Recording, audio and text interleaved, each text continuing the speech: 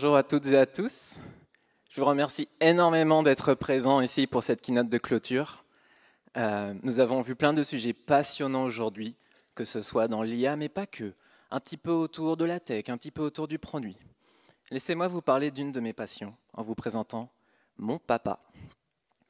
Comme vous pouvez le voir, mon papa, il a 2 jobs. Il a été père au foyer, mais il a aussi été musicien professionnel. Il joue de la contrebasse, il joue de la basse, il joue aussi de la flûte traversière. Et il a fait des tournées concerts jazz à travers Madagascar notamment. C'est ma référence en musique pour moi. Mais un jour, il m'a dit une phrase qui m'a un peu étonné. Si j'avais tout ce que tu as aujourd'hui, je serais allé tellement plus loin. Alors, est-ce qu'il parlait d'intelligence artificielle? Je sais pas. Moi, à l'époque, en fait, j'étais jeune. Il faut se rappeler à quelle époque on était. À cette époque, est-ce que ce logo vous parle? À cette époque, est-ce que ces fonds d'écran vous parlent? À cette époque, le monde était bien différent. Docker, conteneurisé, c'est que pour les bateaux. Node.js, faire un serveur en JavaScript était objectivement une mauvaise idée. L'iPhone tenait encore dans une main, mais vous savez ce qui tenait dans une main? C'était le Tamagotchi. Ça tenait très bien dans le casier quand on se faisait confisquer. Et à cette époque, j'étais jeune. Et je voulais faire la musique comme mon papa. Donc j'ai démarré son logiciel qu'il avait à l'époque, c'est Cubase. Ce truc, ça date de 1989, ce qui est une éternité pour du logiciel. Et c'est un logiciel de musique assistée sur ordinateur de la MAO. Et ça ressemble à ça.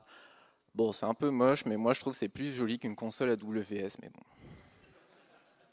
Alors à 5 ans, je n'allais pas me lancer là-dedans. Non, moi j'ai lancé cette version-là qui vous parlera peut-être un peu plus.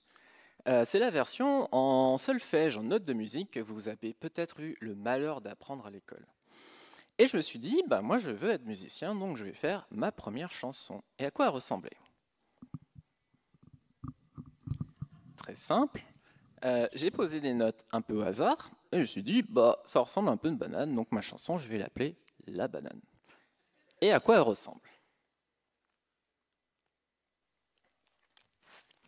C'est le moment de tester le son aussi.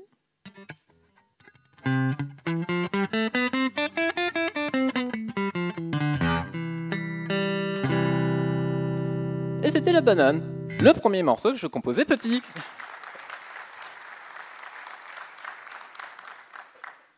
Et à cette époque, il n'y avait pas d'IA. Il n'y avait pas de tous ces trucs qui existaient pour générer des images, pour générer de la vidéo. Et maintenant, aujourd'hui, il existe même des choses pour générer de la musique. Donc, la question, c'est, si un enfant de 5 ans peut faire la musique sans IA, et que maintenant les IA savent faire plein de musique, si une IA peut faire la musique aujourd'hui, à quoi servent les musiciens aujourd'hui? Je m'appelle Nerina Rabesson, et nous allons voir ensemble qu'est-ce que peut faire l'IA et est-ce que ça va nous menacer, nous les musiciens? Alors, qu'est-ce qu'une IA apporte de plus aujourd'hui? Je ne vais pas refaire tout un talk sur la génération d'images ou de contenu, mais globalement, vous prenez un prompt engineer payé 300 000 € par an et vous lui faites faire un prompt que vous donnez à une intelligence artificielle, ici HAL. Et cette intelligence artificielle, comme avec la musique, elle peut faire des notes de musique. Ok. Est-ce que vous voulez savoir ce que ça peut donner? Je ne le ferai pas. Je ne le ferai pas parce qu'il y a trop de questions qui ne sont pas résolues dans le domaine de la musique, par exemple. Ça, j'appelle ça la Maya. La musique assistée par intelligence artificielle, j'appelle ça la Maya, et il y a plein de questions qui ne sont pas résolues. Par exemple, qu'en est-il des droits d'auteur? Est-ce qu'ils sont résolus? Connaissez-vous un artiste qui dit avoir été payé par ChatGPT? Moi, je ne connais pas. La qualité audio, comme on n'a pas payé les artistes, on n'a pas l'original, c'est logique. Et puis il y a ce dernier truc, c'est comment on maîtrise le contenu. Un peu comme en génération d'images, comment je fais pour transformer une image qui aurait été générée, par exemple celle d'un hérisson, et je veux faire une campagne de prévention de la route, je dis ouais, mets mon hérisson sur une route. Le résultat peut être très désastreux.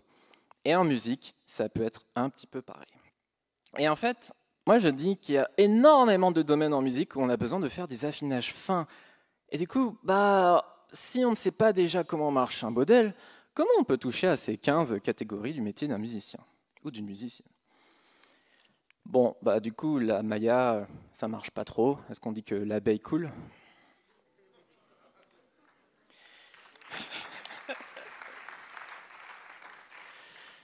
Je dis qu'on peut composer sans intelligence artificielle parce qu'on peut composer plus facilement. Après tout, si un enfant de 5 ans peut lancer un logiciel et faire quelque chose, je prétends que vous, toutes et tous ici présentes, pouvez faire de la musique. Et pour prouver mon point, je vous propose une petite expérience de pensée, c'est si vous savez résoudre un sudoku, vous savez composer de la musique.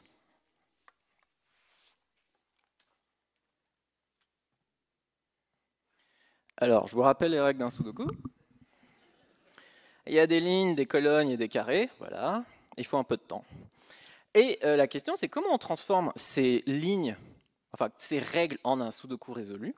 Et en fait, à quoi ça nous sert de savoir résoudre un sudoku pour faire de la musique?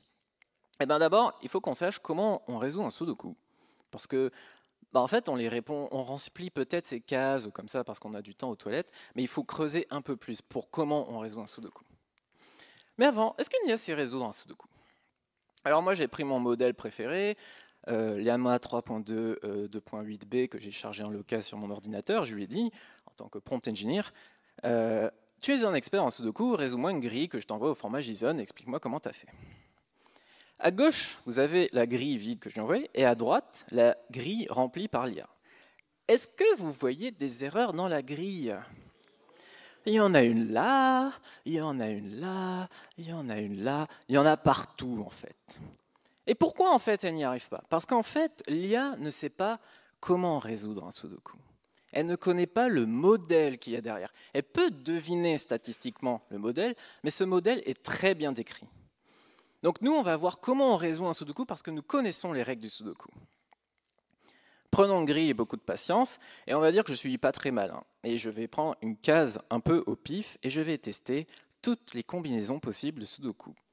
Donc, ici, dans cette case, je vais tester 1, 2, 3 ne marche pas, à cause des règles de sudoku, mais 4 pourrait marcher. 5, 6, 7 ne marche pas non plus, mais 8 pourrait marcher aussi. Et 9 ne marche pas.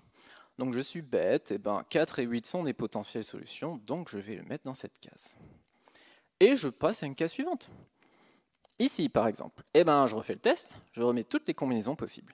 1, 2, 3 ne marche pas, 4 ne marche pas non plus. 5, 6, 7 ne marche pas, et 8 pourrait marcher. Et 9 ne marche pas. Donc là, c'est cool, j'ai une réponse à cette case, donc je vais mettre 8 à l'intérieur de mon sudoku. Mais du coup, si on revient à la case précédente, 8 n'est plus une solution possible, et en fait, il ne reste plus que 4. Et cette façon de faire nous permet d'avoir un algorithme pour remplir la grille de sudoku. Ce qui s'est passé, c'est qu'à partir des règles, nous avons obtenu une solution. À partir des règles du sudoku, nous avons obtenu une solution. Et je prétends qu'il existe des règles dans la musique. Il existe des règles dans la musique qui vont nous permettre de composer un banger. Alors, c'est quoi un banger? Vous connaissez peut-être pas le terme. Alors, banger, c'est un bon morceau de musique, mais ça décale le problème, c'est quoi un bon morceau de musique? Et on pourrait faire une approche un peu théorique de c'est quoi un bon morceau de musique, mais moi j'aimerais plutôt donner une citation. La musique rend les gens chelous. Ça les fait porter des t-shirts de tête de mort à leur keynote de clôture. Ça leur fait payer une fortune pour des concerts de Taylor Swift. Et en fait, ça nous fait pleurer en écoutant la musique, alors que, sur le coup, c'est un peu chelou. Et pourquoi? Parce que la musique touche à quelque chose qui est de plus intrinsèque en nous, ce sont les émotions. Et nous allons voir ensemble comment créer des émotions en musique. Ça va être la partie dure. En 5 minutes, il faut que je vous explique ce qui m'a mis 15 ans à comprendre.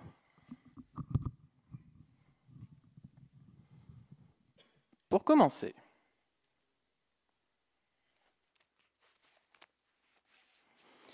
si je joue des notes de musique un peu au hasard, ça va vous faire bizarre. Démonstration.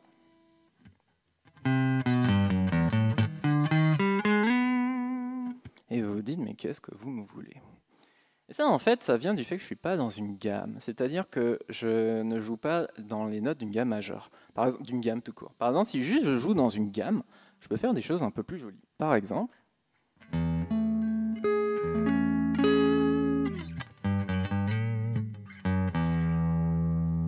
Le simple fait d'être dans une gamme va créer quelque chose de chez vous qui est légèrement plus confortable et on est avancé.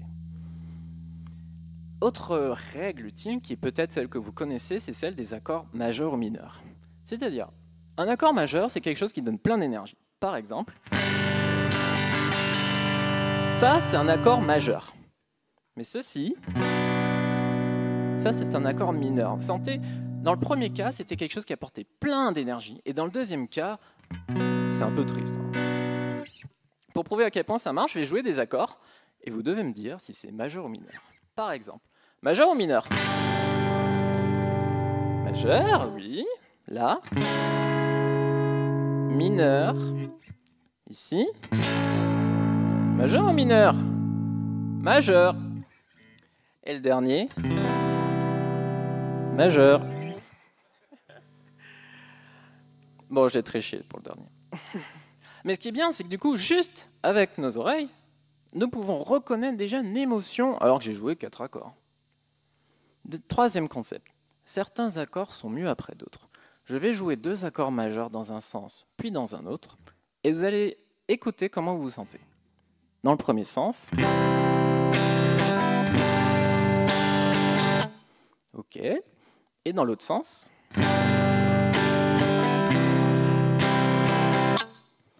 Dans le deuxième cas, vous avez la sensation de revenir à la maison. On appelle ça une cadence. Et ce truc est tellement fort que c'est très théorisé. Le premier cas était OK, mais le deuxième, comme on a l'impression de rentrer chez nous, eh ben cette sensation est tellement forte que du coup, c'est un grand impact chez nous. Et c'est là que je dis, certains accords sont plus importants que d'autres, dans un ordre. À titre d'exemple, moi j'ai une progression d'accords que j'utilise pour draguer. Bon, ça n'a jamais marché, mais ça sonne un peu comme ça.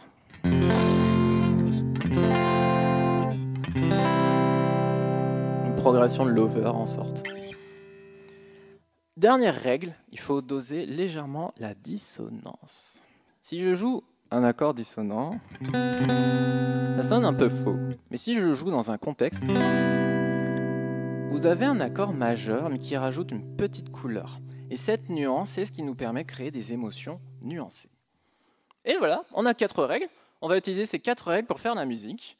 Est-ce que pour autant on en finit? D'abord non, il faut organiser ses émotions. Et ce n'est pas une faute d'orthographe, non, on n'est pas dans vice-versa, on ne va pas organiser nos émotions, on va organiser ces émotions que nous arrivons à créer en musique. Et on va réutiliser ce qu'on a vu pour le Sudoku pour un peu voir comment on peut avancer.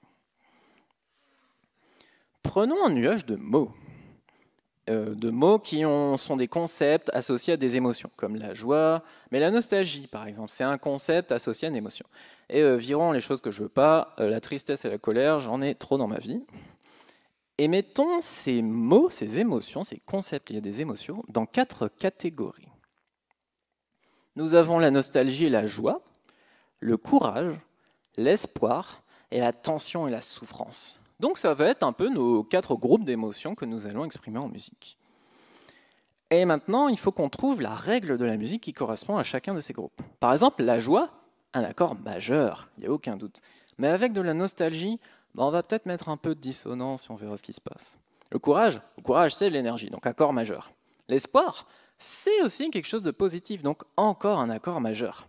Bon, là, ça fait une chanson avec beaucoup d'accords majeurs. Nirina, qu'est-ce que tu nous fais? Non, du coup, pour la tension et la souffrance, on veut quelque chose de dramatique. Donc, on va prendre un accord mineur, donc triste, dissonant, pour que vraiment ce soit triste, pour qu'on souffre. Et maintenant, on va transformer ces accords en des notes de musique. Donc là, je vais utiliser une notation, mais vous en fichez, ce qui compte, c'est ce que vous entendez. On veut un accord majeur dissonant. Je vais mettre dans une gamme, je vais prendre un accord de C maj 7.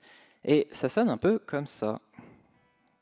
Un peu mielleux, un peu bizarre. On peut dire que c'est nostalgique. Et en faisant ça, en se mettant dans une gamme, on restreint toutes les options possibles d'accords majeurs qui étaient, avant on avait presque une infinité, et maintenant on n'a plus que 7 accords majeurs dans la liste qui nous correspond. Et il faut qu'on en choisisse un pour le courage. Qu'est-ce que le courage ? Le courage, c'est prendre un accord et ne pas vous dire pourquoi celui-là. Et on passe à la suite, on passe à lequel de ces 7 accords correspond le mieux à l'espoir. Et bien là, on n'a pas le choix, on est obligé de tous les tester. Donc, on va jouer cette mini progression d'accords et on va voir ce qui marche le mieux. Démonstration, je jouais le premier accord C. Donc, nostalgie, joie, courage, espoir. Et est-ce que ce troisième accord correspond à l'espoir? Bah pas vraiment, parce qu'on part de C, on va dans E, et on revient dans C. Donc on tourne en rond, et l'espoir c'est pas tourner en rond, c'est avancer. Donc C ne marche pas. On va tester l'accord D. Donc, nos joies nostalgiques, le courage et l'espoir. Moi, je trouve que ça marche un peu. Donc, on va dire que ça peut marcher, qu'on va le garder pour plus tard. Je ne fais pas E, parce que si rester dans l'accord E ne marche pas comme avant, bah, c'est juste on reste sur place, ce n'est pas l'espoir. Donc on passe à F. F, ça donne ceci.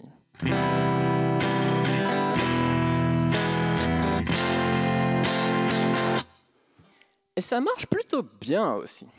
Et spoiler alerte, alors je continue, G, ça marche, A, ça ne marche pas, et B, ça ne marche pas. Pourquoi B? Parce que ça me fait trop penser à un mariage, et ce n'est pas un espoir que j'ai. Et il nous reste plus que le dernier accord, il nous faut un accord mineur dissonant, et il n'y en a pas un milliard. En gros, on veut un B dim, c'est un accord qui sonne très faux, il sonne comme ça. C'est très dissonant, ça fait peur, c'était Halloween il n'y a pas longtemps, donc ça nous va bien. Mais en fait, il y en a plein des accords dissonants, et ils se ressemblent tous un peu et pas vraiment. Bref, prenez-en un au pif, et ça vous ira. Comme j'ai beaucoup aimé l'accord F, c'est celui que nous allons garder. Et si je joue rapidement, ça ressemble un peu à ça.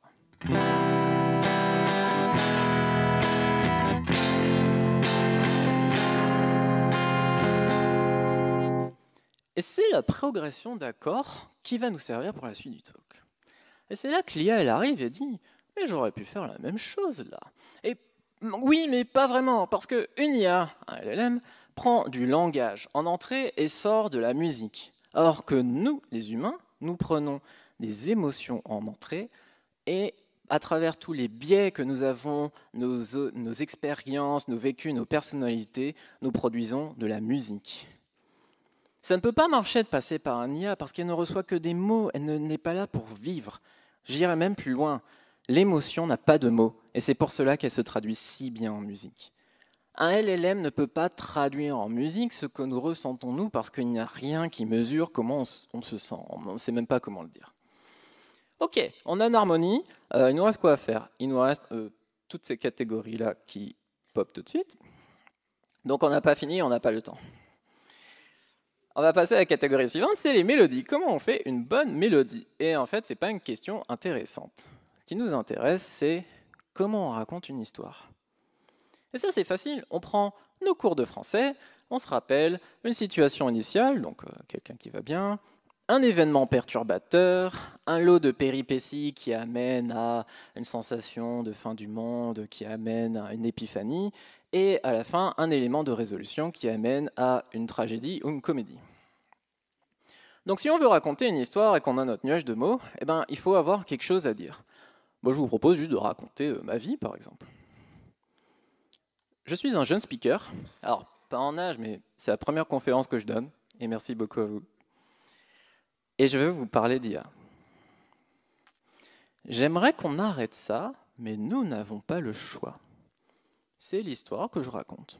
Alors continuons à raconter notre vie. Eh ben, qu'est-ce qui se passe? On dit que je suis un creep, voilà. On me dit anti-IA. Mais quel avenir pour ma musique aurais-je ma place ici? Et là, eh ben, on a les règles du schéma narratif, donc on dit on a une situation initiale, un événement perturbateur, des péripéties, un élément de résolution. Donc cool, on a une histoire.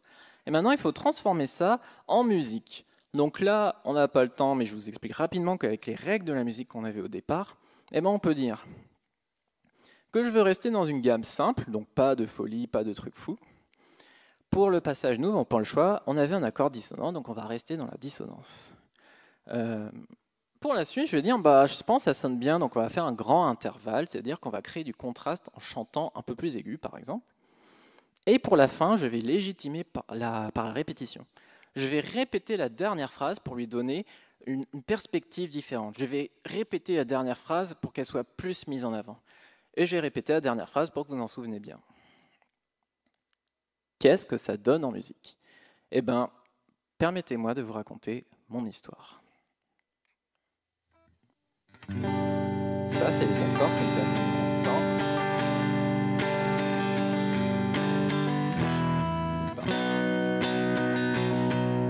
Vous connaissez peut-être cette chanson.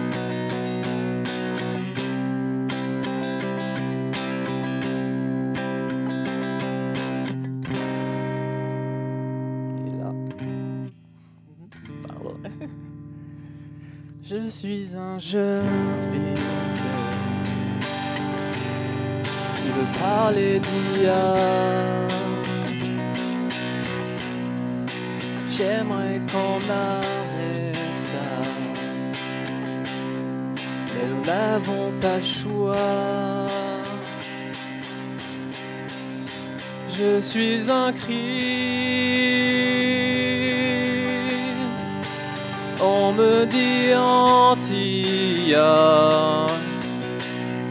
Quel avenir pour ma musique? Aurais-je ma place ici? J'aurais ma place ici. Mesdames et messieurs, avons-nous un banger?